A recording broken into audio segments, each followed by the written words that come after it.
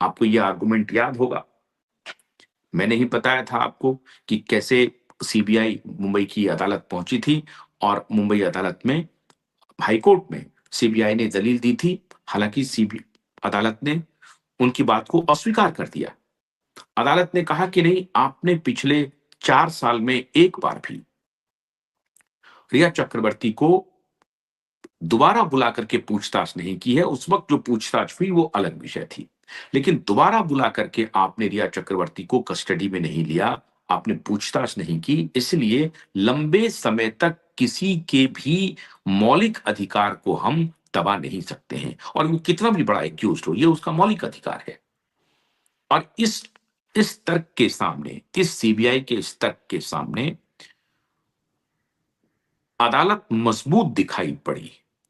और अदालत का जो तर्क था कि आपने अभी तक क्यों नहीं बुलाया रिया चक्रवर्ती को इन्वेस्टिगेशन में के लिए, या आपने कस्टडी क्यों नहीं ली रिया चक्रवर्ती की। अगर आपको लगता है कि रिया चक्रवर्ती अगर बाहर जाएंगी या कहीं भी जाएगा और कहीं फरार भी हो सकती है या एविडेंस को डिस्ट्रॉय कर सकती है, तो आपने कस्टडी में क्यों नहीं लिया, आपने इसकी अर्जी क्यों नहीं लगाई। और वहां सीबीआई इस मुद्दे पर फेल हो गई। लेकिन सीबीआई ने यह कहा कि दिशा सालियान का इन्वेस्टिगेशन ऑन है, दिशा का इन्वेस्टिगेशन जरूरी है हमारे लिए। अब ये ऐसा हो गया है कि मुर्गी और अंडे वाला हो गया है मामला, कि दिशा की इंक्वायरी पे सीबीआई डिपेंडेंट है और दिशा की इंक्वायरी को मुलतवी किया जा रहा था, डेफर किया जा रहा था। लेकिन जब दोबारा सरकार बनी तो फडणवीस जी के ऊपर दबाव बना। अब इस दबाव में साफ साफ कहा गया कि फडणवीस जी को आदेश देना ही पड़ेगा। लेकिन फडणवीस एक राजनेता भी है। हालांकि मुझे लगता है, कई बार मैंने पिछले शो में भी मुझे ये लगा था, लेकिन जब मैंने ये कहा कि इन्होंने उनके साथ साठगांठ कर ली है, तो मुझे मेरे सूत्रों ने इंफॉर्मेशन दिया कि साठगांठ बिल्कुल नहीं है, वक्त का इंतजार कीजिए और सही समय पे दोनों बाप बेटे को सबक सिखाया जाएगा। और सरकार इस मामले में संवेदनशील है, बस थोड़ा सा इंतजार कीजिए। हमने कहा चलिए इंतजार करते हैं। और ये बात उन्होंने कहा कि नए साल का इंतजार कीजिए। नया साल आ गया। नए साल में देवेंद्र फडणवीस ने कोई गलती नहीं करने का फैसला ले लिया है। और देवेंद्र फडणवीस सीधे दो पॉइंट पे काम कर रहे हैं। पहला पॉइंट है कि सबसे पहले उनके आ, इनके उद्धव ठाकरे और अ, आदित्य ठाकरे की पार्टी को बिल्कुल नेस्त नाबूद कर देना, ताकि उनकी राजनीतिक हैसियत कुछ भी न रहे। Number one. और नंबर टू, कि एसआईटी को तब एक्टिवेट किया जाए जब उनकी पार्टी की कोई राजनीतिक हैसियत ना हो और वो एक नॉन एंटिटी के रूप में, नॉन पॉलिटिकल बिरादरी में और पॉलिटिकल सर्किल में वो एक नॉन एंटिटी हो जाए। और इस नॉन एंटिटी बनाने में उनके ही शागिर्द शरद पवार अब भारतीय जनता पार्टी के साथ खड़े हैं। अजित पवार की पार्टी में उनके विलय की खबर आ रही है। तो जैसे ही देवेंद्र फडणवीस ने एसआईटी को एक्टिवेट किया है, सीबीआई के दिल्ली में कान खड़े हो गए हैं कि एसआईटी अपना कब तक रिपोर्ट दिशा सालियान के केस में डालेगा। दो तीन बातें एसआईटी के पास बहुत महत्वपूर्ण है। पहला, दिशा सालियान के जो बॉयफ्रेंड हैं रोहन रॉय, उनको गिरफ्तार करने की बात हो रही है। दिशा सालियान के साथ जो जो लोग पार्टी में थे 8 जून की रात को, उनकी गिरफ्तारी की बात चल रही है। सीन रिक्रिएशन को लेकर के एसआईटी के मन में कोई कंफ्यूजन नहीं है। हमें जो जानकारी मिल रही है उसका आधार यह है कि अब एसआईटी रोहन रॉय और उस रात दिशा के घर में जो जो लोग मौजूद थे उनको गिरफ्तार करने की पूरी तैयारी एसआईटी ने कर ली है। आप हैरान हो जाएंगे, एसआईटी को बहुत बड़ी ताकत मिल रही है मुंबई के पूर्व पुलिस कमिश्नर परमबीर सिंह से।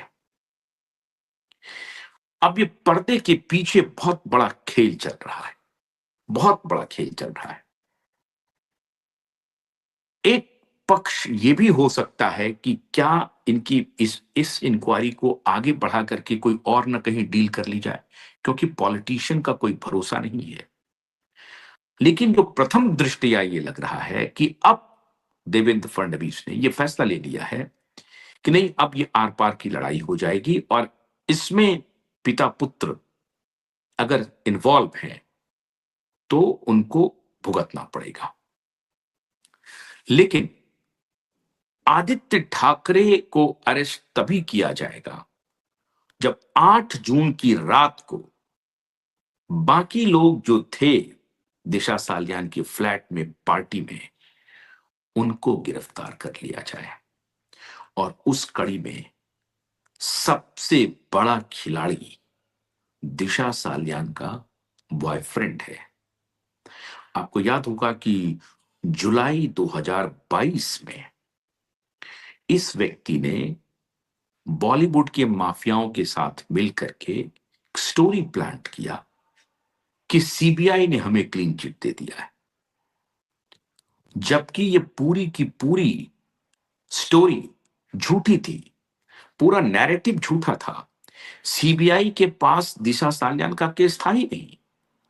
और आप हैरान हो जाएंगे कि बड़े बड़े अंग्रेजी अखबार, हिंदी अखबार, कोई ऐसा अखबार नहीं था जिसने इस नैरेटिव को छापा नहीं। मीडिया कैसे काम करती है, मैं इसकी बानगी आपको दिखाता हूं कि मीडिया के करप्ट रिपोर्टर्स, मीडिया के करप्ट एडिटर्स और मीडिया के मालिक किस प्रकार से बिके हुए हैं। उन्हें कोई उसूलों की उन उसूलों की पत्रकारिता से कोई लेना देना नहीं, ईमानदार पत्रकारिता से कोई लेना देना नहीं। किस प्रकार से दिशा सालियान के बॉयफ्रेंड रोहन रॉय और बॉलीवुड माफिया के नैरेटिव को, और उस नैरेटिव में आप मान के चलिए कि आदित्य ठाकरे की भूमिका बेहद महत्वपूर्ण थी।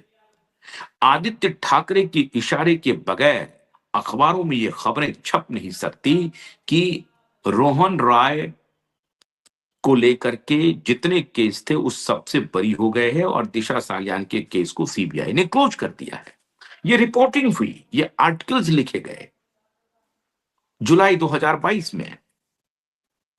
और यकायक ये जो रोहन रॉय है वो बाजार में आ गया दोबारा, और ये अपने दूसरे गर्लफ्रेंड के साथ इनकी जिंदगी फिर नॉर्मल हो गई। अब इनको वो जो गैंग है बॉलीवुड माफिया का, जो ड्रग कार्टेल है, उनके तरफ से अब इनको काम भी मिलने लगा। अघोषित ड्रग कार्टेल, अघोषित बॉलीवुड माफिया की तरफ से रोहन राय को छोटे मोटे काम भी मिलने लगे। फिर इनके जो बाकी लोग थे उन्होंने मार्केट में यह फैलाना शुरू किया कि रोहन राय तो बिल्कुल निर्दोष है, वो तो उससे शादी करने वाला था, रोहन राय का कहीं कोई सीन नहीं है। मेरे पास बहुत सारे प्रोड्यूसर आकर के मेरे दफ्तर में आकर के मुझे ये कन्विंस करने की कोशिश कर रहे थे कि रोहन राय बहुत ही ऑनेस्ट लड़का है, रोहन राय बहुत ही प्यार करता था दिशा से, और वो क्यों इसमें इन्वॉल्व होगा, वो क्यों झूठ बोलेगा। अरे भाई, झूठ नहीं बोलेगा तो 20 फीट 25 फीट छलांग लगा लेगी दिशा, और बिना। तो इससे बड़ा फ्रॉड, इससे बड़ा झूठा, ये जो रोहन राय जिसकी तस्वीर आप देख रहे हैं अपनी स्क्रीन पे, इससे बड़ा फ्रॉड, इससे बड़ा झूठा कोई नहीं है। The moment Rohan Roy will be arrested, Disha Salyan case will be completely solved. The moment Aditya Thackeray will be arrested, Disha Salyan case will be closed, completely investigated.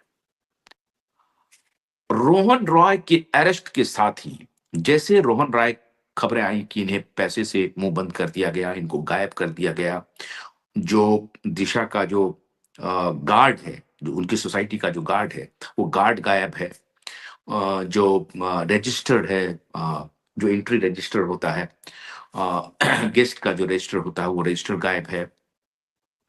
और उस पूरे अपार्टमेंट के बहुत सारे लोग जो चश्मदीद हैं, वो बताते हैं कि दिशा की जो बॉडी मिली है, वो पूरी तरह से नेकेड है, बदन पर एक भी कपड़ा नहीं है।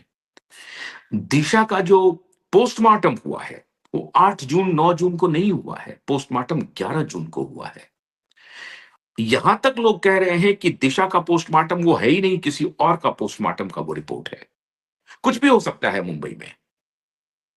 उस वक्त के पुलिस को जिस प्रकार से सचिन वाजे इस ऑपरेशन को अंजाम दे रहा था, और जिस प्रकार का सचिन वाजे, आपने देखा कि सचिन वाजे मनसुख हिरेन के केस को कैसे किया, कि मनसुख हिरेन ने घुटने भर पानी में सुसाइड कर लिया। आप कल्पना कर सकते हैं, जहां उसका बॉडी मिला वहां घुटने भर भी पानी नहीं था, और कहा कि भाई मनसुख हिरेन ने तो जाकर के समुद्र में छलांग लगा लिया। तो ये व्यक्ति इतना झूठा है, ये क्रिमिनल है।